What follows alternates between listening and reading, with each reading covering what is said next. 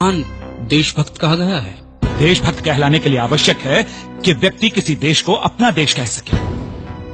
जिस देश में मुझे और मेरे समाज के लोगों को जगह जगह अपमान सहना पड़ता हो, जिस देश में मुझे सार्वजनिक स्थानों पर पानी पीने से रोक दिया जाए, जिस देश में मेरे समाज के लोगों के थूकने के लिए गले में हांडी और पीछे झाड़ू बांध दिया जाए, जिस देश में मेरी समाज की महिलाओं को स्वर्णों के सम्मान में अपने ब्लाउज की गांठ खोलकर आंखें मूंद कर अपने पैर की जूती सर पर रखकर खड़ा होना पड़ता हो, जिस देश में मेरे समाज के लोगों को इतना भूखा रखा जाए कि उन्हें मुर्दा मवेशियों को खाने के लिए भी कुत्तों से झगड़ना पड़ता हो, क्या उस देश को मैं अपना देश कह सकता हूँ गांधी जी? यदि मुसलमानों को स्वतंत्र मताधिकार देने से देश नहीं बढ़ता, यदि ईसाइयों को स्वतंत्र मताधिकार देने से देश नहीं बढ़ता, और यदि सिखों को स्वतंत्र मताधिकार देने से देश नहीं बढ़ता, तो फिर अछूतों को स्वतंत्र मताधिकार देने से देश कहाँ बढ़ जाता है?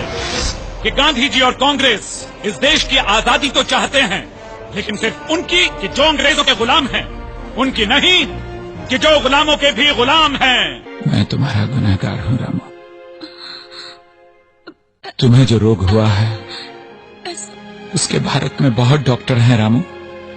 मेरे भारत को जो छुआछूत का रोग हुआ है उसका सिर्फ मैं डॉक्टर हूँ।